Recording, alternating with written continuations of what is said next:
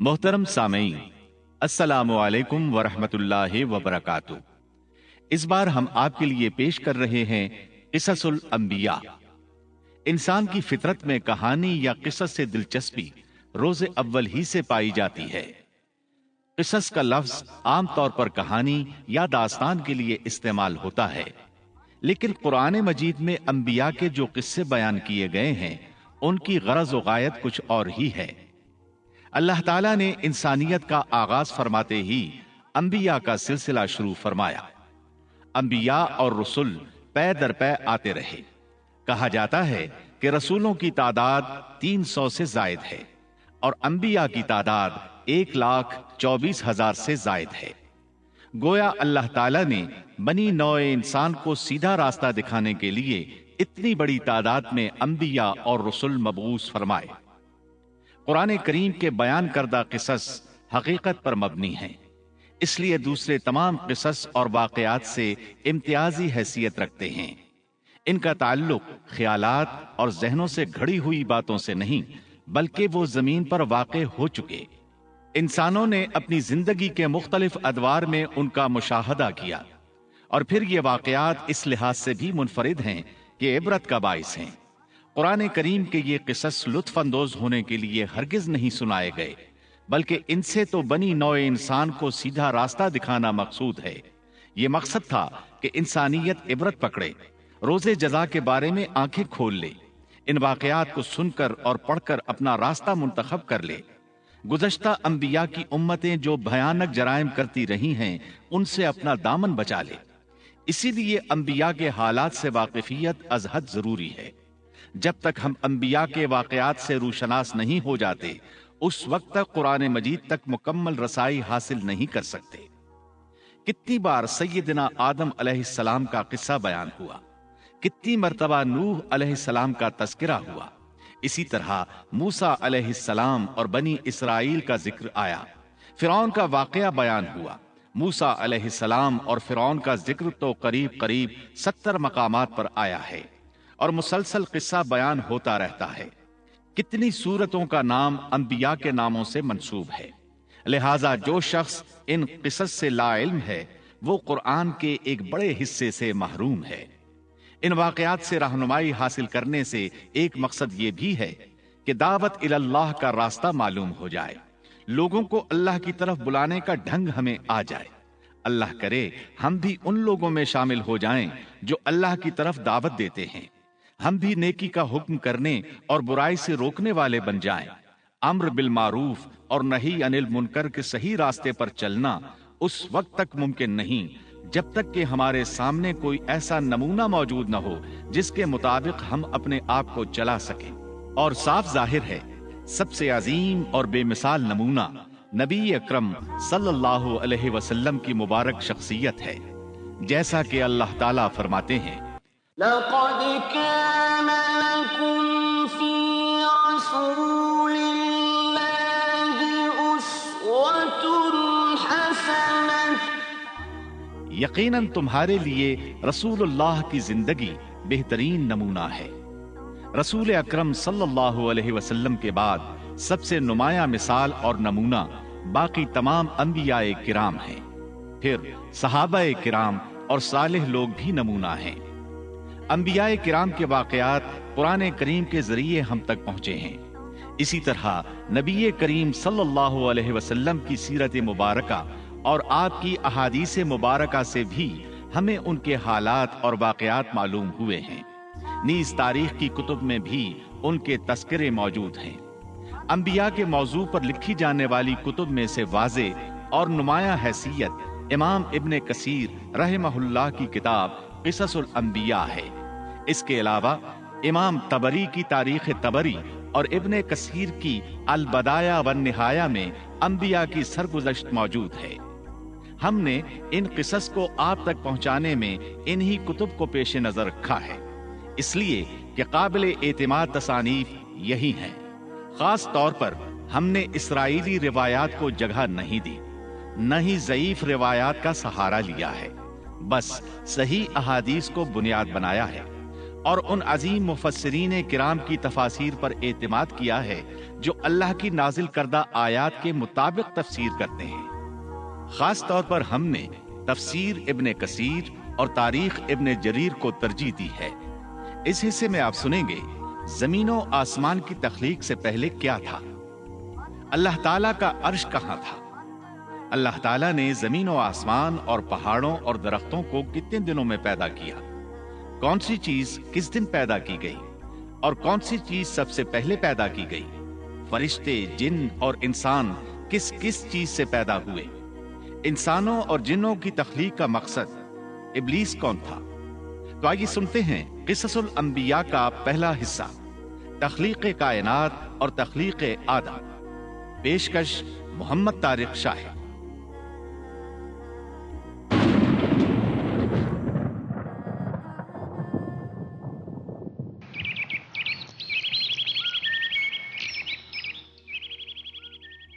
اللہ تعالیٰ فرماتے ہیں اللہ خالق کل شیء وهو على كل شيء وکیل۔ اللہ ہر چیز کا پیدا کرنے والا ہے اور وہی ہر چیز پر قدرت رکھنے والا ہے۔ اللہ الذی خلق السماوات والارض وما بينهما في 6 أيام ثم استوى على العرش۔ اللہ تعالیٰ وہ ہے جس نے آسمانوں، زمین اور ان کے درمیان کی سب چیزوں کو 6 دن میں پیدا کر دیا، پھر عرش پر جلوہ فرما ہوا۔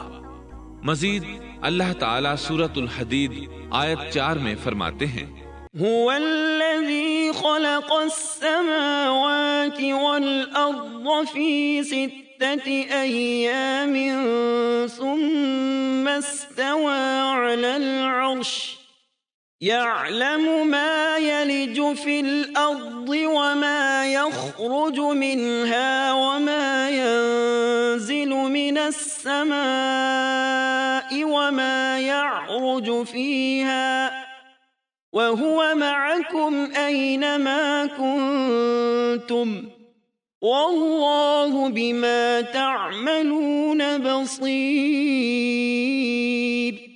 وہی ہے جس نے آسمانوں اور زمین کو 6 دن میں پیدا کیا، پھر عرش پر جلوہ فرما ہوا۔ وہ خوب جانتا ہے اس چیز کو جو زمین میں جائے اور جو اس سے نکلے اور جو آسمان سے نیچے آئے اور جو کچھ اس میں چڑھ کر جائے، اور جہاں کہیں تم ہو وہ تمہارے ساتھ ہے، اور اللہ تمہارے اعمال کو دیکھ رہا ہے۔ اسی طرح اللہ تعالیٰ سورہ ہود آیت 7 میں فرماتے ہیں وَهُوَ الَّذِي خَلَقَ السَّمَاوَاتِ وَالْأَرْضَ فِي 6 أَيَّامٍ وَكَانَ عَرْشُهُ عَلَى الْمَاءِ۔ اور اللہ ہی وہ ذات ہے جس نے 6 دن میں آسمانوں اور زمین کو پیدا فرمایا اور اس کا عرش پانی پر تھا۔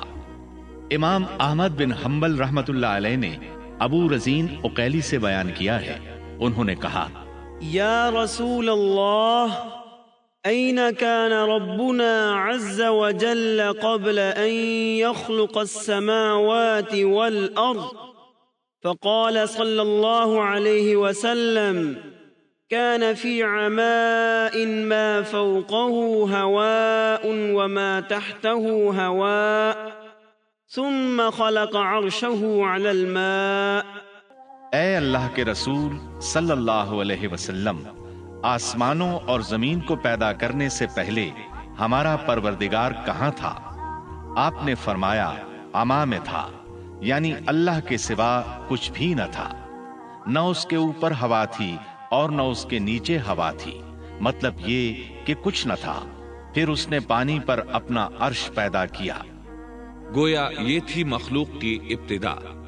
امام احمد، امام ترمذی امام ابو داود اور بہت سے دوسرے محدثین رحمہم اللہ نے سیدنا عبادہ بن صامت رضی اللہ عنہ کی روایت بیان کی ہے. وہ کہتے ہیں سمعت رسول اللہ صلی اللہ علیہ وسلم يقول ان اول ما خلق اللہ تبارک وتعالى القلم ثم قال له اكتب فجرى في تلك الساعة بما هو كائن إلى يوم القيامة. میں نے رسول اکرم صلی اللہ علیہ وسلم کو فرماتے ہوئے سنا.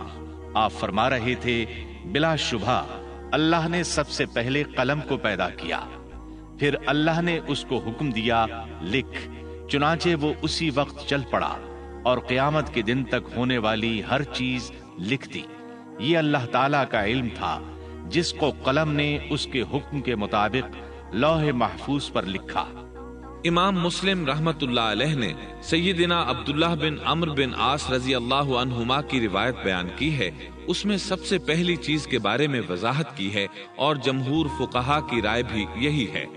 عبداللہ بن عمرو رضی اللہ عنہما بیان کرتے ہیں سمعت رسول اللہ صلی اللہ علیہ وسلم يقول كتب الله مقادير الخلائق قبل أن يخلق السماوات والأرض ب50,000 سنة قال وعرشه على الماء.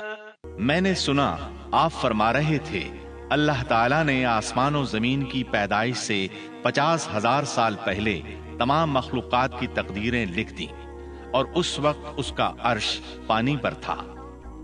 اس حدیث مبارک سے واضح ہو گیا کہ سب سے پہلے پانی اور پھر پانی پر عرش پیدا کیا گیا، پھر قلم کی پیدائش ہوئی، اس نے تقدیر تحریر کی، پھر آسمان اور زمین کی تخلیق ہوئی.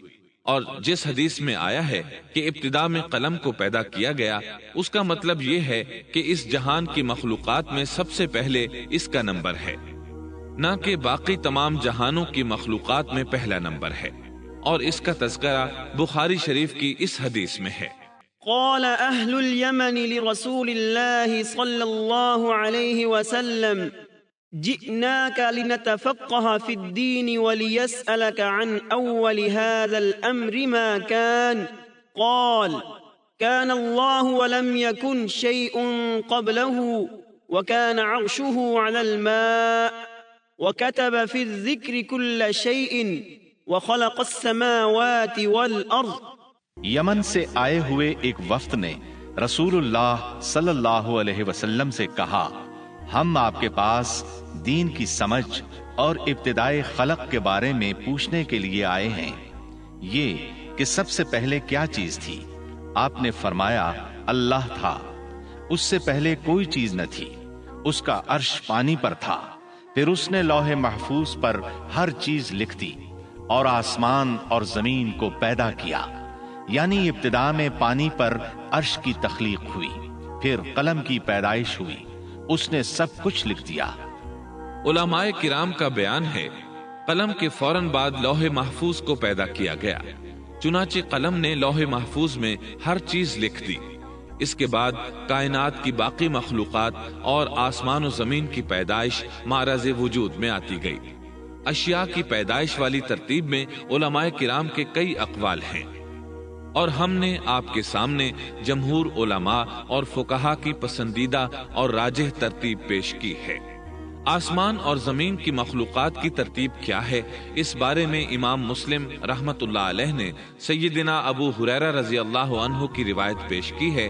وہ کہتے ہیں اخذ رسول اللہ صلی اللہ علیہ وسلم بیدی فقال خلق اللہ عز وجل التربة يوم السبت وخلق فيها الجبال يوم الأحد وخلق الشجر يوم الاثنين وخلق المكروه يوم الثلاثاء وخلق النور يوم الأربعاء وبث فيها الدواب يوم الخميس وخلق آدم عليه السلام بعد العصر من يوم الجمعة في آخر الخلق في آخر ساعة من ساعات الجمعة فيما بين العصر إلى الليل. نبی اکرم صلی اللہ علیہ وسلم نے میرا ہاتھ پکڑا اور فرمایا، اللہ تعالیٰ نے ہفتے کے دن مٹی کو پیدا کیا، اتوار کے دن زمین میں پہاڑ، پیر کے دن درخت، منگل کے دن تکالیف، مصائب، جراثیم اور بیماریاں، بدھ کے دن نور کو، جمعرات کے دن زمین میں چوپایوں کو پھیلا دیا، اور تمام مخلوقات میں جمعے کے دن کی آخری گھڑیوں یعنی عصر سے رات کے درمیان میں آدم علیہ السلام کو پیدا کیا۔ مطلب یہ کہ ابتدائے آفرینش میں جن مخلوقات کی تخلیق ہوئی ان میں سے آخری مخلوق انسان تھا۔ اس حدیث میں مختلف حالات کو نہایت وضاحت سے بیان کیا گیا ہے۔ اس سے بخوبی پتہ چل گیا کہ ابتدائی مخلوقات کی ترتیب کیا تھی۔ ان میں سے آخری نمبر آدم علیہ السلام کا تھا، جبکہ آدم علیہ السلام نسل انسانی میں سب سے پہلے اور تمام انسانوں کے باپ ہیں۔ انسانوں سے پہلے فرشتے اور جن پیدا ہو چکے تھے۔ صاحب عقل مخلوقات میں سب سے پہلا نمبر فرشتوں کا، دوسرا نمبر جنوں کا اور آخری نمبر انسانوں کا ہے۔ فرشتوں کا اصل ٹھکانہ آسمان ہے۔ اللہ تعالیٰ سورۃ الشورى آیت 5 میں فرماتے ہیں، تكاد السماوات يتفطرن من فوقهن والملائكة يسبحون بحمد ربهم ويستغفرون لمن في الأرض ألا إن الله هو الغفور الرحیم۔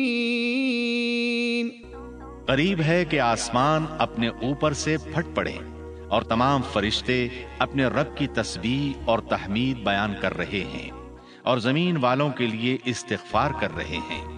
خبردار، اللہ تعالیٰ معاف کرنے والا، رحمت کرنے والا ہے۔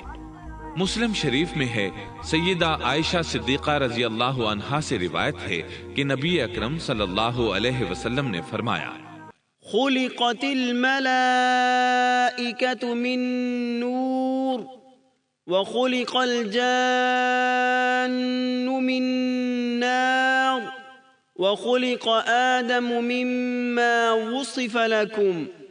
فرشتوں کو نور سے اور جنوں کو آگ سے پیدا کیا گیا، اور آدم کو اس چیز سے پیدا کیا گیا جو تمہارے لیے بیان کر دی گئی، یعنی مٹی سے۔ فرشتوں کی تخلیق کے بعد جنوں کو پیدا کیا گیا۔ جنوں کو بھی انسانوں سے پہلے پیدا کیا گیا تھا، جیسا کہ اللہ تعالیٰ سورۃ الحجر آیت 27 میں فرماتے ہیں، وَالْجَانَّ خَلَقْنَاهُ مِن قَبْلُ مِن نَّارِ السَّمُومِ۔ اور اس سے پہلے جنات کو ہم نے لو والی آگ سے پیدا کیا۔ جنات کے بارے میں بہت زیادہ آیات و احادیث موجود ہیں۔ اللہ تعالیٰ فرماتے ہیں، خلق الجان من مارج من نار۔ اور جنات کو آگ کے شعلے سے پیدا کیا گیا۔ مارج آگ کے بھڑکتے شعلے کے کنارے کو کہتے ہیں۔ گویا جنوں کو آگ کی جڑ سے نہیں بلکہ آگ کے شعلوں کے کنارے سے پیدا کیا گیا ہے۔